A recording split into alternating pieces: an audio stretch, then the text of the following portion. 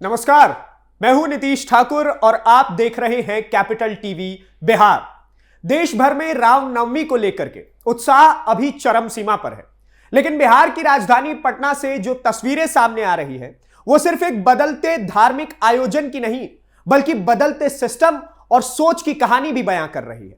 आपको बताते हैं कि आखिर इस बार के रामनवमी को लेकर बिहार में क्या खास तैयारियां चल रही हैं।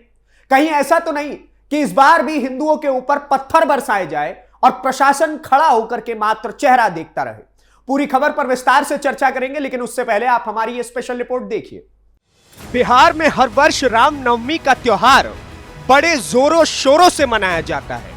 हिंदुओं में दुनिया भर का उत्साह होता है क्योंकि श्री राम जी के नाम से रथ यात्रा जो निकलनी होती है। लेकिन हर वर्ष जो तस्वीरें हमारे सामने आती हैं कि कैसे हिंदुओं के ऊपर कुछ विशेष समुदाय के लोग पत्थरबाजी करते हैं, तो ऐसे में आखिर क्या इस बार भी ऐसा ही कुछ होगा या प्रशासन हाई अलर्ट पर पूरी तैयारी के साथ असामाजिक तत्वों से लड़ने को तैयार है? आखिर क्या है प्रशासन की तैयारी, आपको बताते हैं। पटना का प्रसिद्ध महावीर मंदिर, जहां हर साल रामनवमी पर आस्था का सैलाब उमड़ आता है, इस बार भी लाखों श्रद्धालुओं के पहुंचने की उम्मीद है। लेकिन इस बार की तैयारियों में कुछ अलग है। इस बार सिर्फ भीड़ नहीं दिखेगी बल्कि व्यवस्था भी दिखेगी। सिर्फ आस्था नहीं दिखेगा बल्कि प्रशासन की सजगता भी नजर आएगी। रामनवमी को लेकर पूरे मंदिर परिसर में हाई अलर्ट जारी कर दिया गया है। प्रशासन पूरी तरीके से एक्टिव मोड पर तैयार है और यही वजह है कि पटना के जिला अधिकारी एसएम त्यागराजन और एसएसपी कार्तिकेय शर्मा ने खुद कमान संभाल ली है। एक उच्च स्तरीय बैठक हुई है और जिसमें हर छोटी बड़ी चीज पर विस्तार से चर्चा की गई है। भीड़ कैसे कंट्रोल होगी, सुरक्षा कैसे की जाएगी, श्रद्धालुओं को कोई परेशानी ना हो इसके लिए क्या क्या इंतजाम होंगे, हर पहलू पर गंभीरता से काम किया जा रहा है। आप जरा सोचिए, रामनवमी के दिन महावीर मंदिर में क्या स्थिति होती है। इतनी भीड़ होती है कि पैर रखने तक की जगह नहीं बचती। लोग घंटों तक लाइन में खड़े रहते हैं। गर्मी अपने चरम सीमा पर होती है और ऐसे में अगर व्यवस्था थोड़ी भी तनिक भी कमजोर पड़ जाए तो हालात बिगड़ सकते हैं। लेकिन इस बार प्रशासन ने साफ कर दिया है कि किसी भी कीमत पर अव्यवस्था नहीं होने दी जाएगी। डीएम ने खुद कहा है कि इस बार प्राथमिकता सिर्फ एक है और वो है श्रद्धालुओं को सुरक्षित और सुगम दर्शन करवाना। यानी ना तो भीड़ का दबाव बढ़े और ना ही किसी को असुविधा हो। इसके लिए मंदिर परिसर और उसके आसपास बड़े स्तर पर तैयारियां की जा रही है। पेयजल की व्यवस्था की जा रही है। जगह जगह पर पानी के टैंकर लगाए जाएंगे ताकि भीषण गर्मी में भी श्रद्धालुओं को परेशानी ना हो पाए। अस्थायी शौचालय बनाए जा रहे हैं। छांव के लिए टेंट लगाए जा रहे हैं ताकि लोग धूप से बच सके। यानी हर उस चीज का ध्यान रखा जा रहा है जो एक आम भक्त के लिए जरूरी होती है। इतना ही नहीं, मेडिकल इमरजेंसी को लेकर भी पूरी तैयारियां हैं। जगह जगह पर एम्बुलेंस की तैनाती रहेगी। डॉक्टर्स की टीम मौके पर मौजूद रहेगी। अगर किसी की भी तनिक भी तबीयत खराब होती है तो तुरंत इलाज मिल सके, यह सुनिश्चित किया जा रहा है। अब बात सुरक्षा की करते हैं, क्योंकि जब लाखों की भीड़ होती है तो सबसे बड़ा खतरा होता है अव्यवस्था और भगदड़। और इसे लेकर एसएसपी कार्तिकेय शर्मा ने साफ कहा है कि इस बार सुरक्षा में कोई भी ढील नहीं दी जाएगी। पूरे इलाके में मजबूत बैरिकेडिंग की जा रही है ताकि भीड़ को व्यवस्थित तरीके से आगे बढ़ाया जा सके। बड़ी संख्या में पुलिस बल तैनात की जा सके।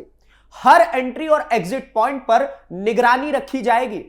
सादे कपड़ों में पुलिसकर्मी भी भीड़ के बीच में हिस्सा बनकर के मौजूद रहेंगे ताकि किसी भी संदिग्ध गतिविधि पर तुरंत नजर रखी जा सके। इसके अलावा इस बार तकनीक का भी पूरा इस्तेमाल किया जा रहा है। सीसीटीवी कैमरों से हर कोने की निगरानी होगी। ड्रोन के जरिए ऊपर से भी नजर रखी जाएगी। यानी कि कोई भी गतिविधि प्रशासन की नजर से बच नहीं पाएगा। मंदिर के अंदर और बाहर बड़ी स्क्रीन लगाने की भी तैयारी है ताकि जो लोग लाइन में पीछे खड़े हैं वे भी भगवान की लाइव आरती और दर्शन का लाभ उठा सके। यानी भीड़ कम करने के साथ साथ श्रद्धालुओं की सुविधा का भी पूरा ध्यान रखा जा रहा है। ट्रैफिक को लेकर किसी भी खास प्लान की तैयारियां की गई हैं। कई रूट डाइवर्ट किए गए क्योंकि वो जो पूरा इलाका है वो रेलवे स्टेशन का इलाका है, तो ऐसे में भीड़ वहां पे आम दिनों पर भी बहुत अधिक होती है। पार्किंग के लिए अलग अलग जगह चिन्हित की गई है ताकि लोगों को गाड़ी खड़ी करने में परेशानी ना हो और शहर में जाम की स्थिति भी ना बने। मजिस्ट्रेट की तैनाती भी की जा रही है ताकि कानून व्यवस्था जो है वो पूरी तरीके से नियंत्रण में रहे। यानी प्रशासन ने इस बार कोई भी पहलू अधूरा नहीं छोड़ा है। लेकिन अब इस खबर का एक दूसरा पहलू भी जानिए जो शायद आपको सोचने पर मजबूर कर दे। आज जिस महावीर मंदिर के आसपास सरकार इतने बड़े स्तर पर सुरक्षा और सुविधाओं का इंतजाम कर रही है, आज जहां लाखों श्रद्धालुओं की आस्था को सम्मान दिया जा रहा है, क्या आपको पता है कि एक समय ऐसा भी था जब इसी मंदिर को तोड़ने की कोशिश की गई थी। जी हां, यह वही मंदिर है जिसके अस्तित्व पर कभी सवाल खड़े किए गए थे। और उस समय पर बिहार की राजनीति में एक बड़ा नाम सामने आता है, लालू प्रसाद यादव मुख्यमंत्री हुआ करते थे अपने जमाने के। ऐसा कहा जाता है कि उस दौर में इस मंदिर को हटाने या तोड़ने की कोशिशें हुई थी। और यही वो फर्क है जो आज की और उस समय की राजनीति के बीच साफ तरीके से नजर आता है। यानी MY समीकरण के लिए हिंदुओं को साइडलाइन कर दो, यह उनकी राजनीति थी। आज की सरकार मंदिर की सुरक्षा में लगी हुई है, श्रद्धालुओं की सुविधा के लिए काम कर रही है, आस्था का सम्मान कर रही है। और एक समय ऐसा भी था जब उसी आस्था को नजरअंदाज किया जा रहा था। यह सिर्फ एक मंदिर की कहानी नहीं, यह सोच की कहानी है। एक तरफ वो दौर था जहां आस्था को राजनीतिक नजरिए से देखा जाता था और दूसरी तरफ आज का दौर है जहां आस्था को सम्मान देने की बात कही जाती है। आज प्रशासन खुद आगे आकर कह रहा है कि किसी भी वक्त और किसी भी भक्त को परेशानी नहीं होनी चाहिए, हर व्यक्ति को सुरक्षित दर्शन मिलना चाहिए। और यही बदलाव लोगों को साफ नजर आ रहा है, दिखाई दे रहा है। रामनवमी सिर्फ एक त्योहार नहीं है, यह आस्था का प्रतीक है। करोड़ों हिंदुओं की भावना इससे जुड़ी हुई है और जब सरकार इस भावना को समझते हुए काम करती है तो उसका असर भी जमीन पर नजर आता है। पटना का महावीर मंदिर इसका एक बड़ा उदाहरण बनते जा रहा है, जहां इस बार सिर्फ भीड़ नहीं बल्कि व्यवस्था भी दिखाई देगी, सिर्फ आस्था नहीं बल्कि सुरक्षा भी नजर आएगी। अब देखना यह होगा कि रामनवमी के दिन ये सारी तैयारियां जमीन पर कितनी कारगर साबित होती है। लेकिन फिलहाल जो तस्वीर सामने आ रही है वो यही दिखाती है कि इस बार प्रशासन किसी भी तरह की चूक के मूड में नहीं है।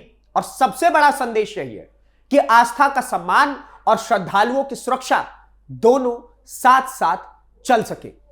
अगर इरादा मजबूत हो और व्यवस्था सही हो तो यह सब कुछ संभव है। फिलहाल इस खबर में इतना ही।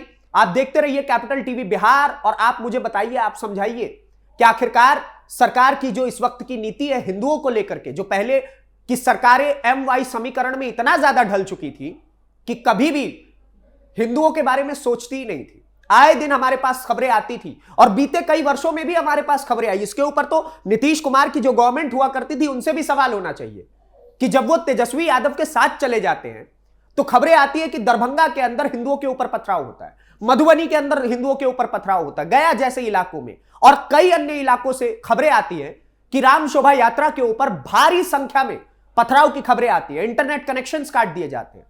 तो आखिरकार क्यों उनकी सरकार में भी और उससे पहले जो लालू यादव की सरकार है उस समय में भी हिंदुओं को टारगेट किया जाता था? क्यों आखिरकार जो महावीर मंदिर इस वक्त पूरे बिहार का सबसे बड़ा प्रतीक बनकर के उभरा हुआ है उसके ऊपर लालू प्रसाद यादव ने बुलडोजर चलवाने की कोशिश की थी? और शायन कुणाल के पिता जो हैं उन्होंने उस बुलडोजर को रुकवाया था। यह उस वक्त की स्थिति थी। और आज की स्थिति आप देखिए कि जब से भारतीय जनता पार्टी की वहां सरकार बनी, सम्राट चौधरी मुख्यमंत्री बने, तो उन्होंने दिखाने का प्रयास किया है कि भगवा सिर्फ डाल करके घूमना मेरा काम नहीं है, भगवा की रक्षा भी मेरा सबसे बड़ा काम है। और इस बात को सम्राट चौधरी ने समझते हुए और समझाते हुए जनता के बीच वो पहुंचे हैं। और इस बार हो सकता है कि शायद ही ऐसी खबरें हम तक पहुंचे कि पत्थरबाजी हिंदुओं के राम शोभा यात्रा पर की गई। और ऐसा भी नहीं है कि हिंदू कोई बहुत ज्यादा ही एग्रेसिव होकर के जगह जगह पर घूम रहे होते हैं इसलिए उनके ऊपर पत्थरबाजी कर दी जाए। उसको लेकर के भी प्रशासन का रास्ता निकाला जा सकता है अगर ऐसा कुछ किसी समुदाय को समस्या आती है तो। लेकिन ये जो सो कॉल्ड विशेष समुदाय है इनको समस्या इस बात से नहीं है कि शोभा यात्रा निकल रही है, समस्या इस बात से है कि हिंदू राम नाम लेते हुए हमारी नजरों के सामने से निकल जा रहा है, तो इनके ऊपर कुछ ना कुछ कार्रवाई कर दो। हालांकि इस बार उम्मीद कम है कि इस प्रकार की खबरें हमारे सामने आए। आप क्या सोचते हैं हमें कमेंट बॉक्स में जरूर बताएं और इसी प्रकार की विश्लेषक वीडियोस को देखने के लिए कैपिटल टीवी बिहार को सब्सक्राइब करें। धन्यवाद, नमस्कार, जय हिंद, जय बिहार।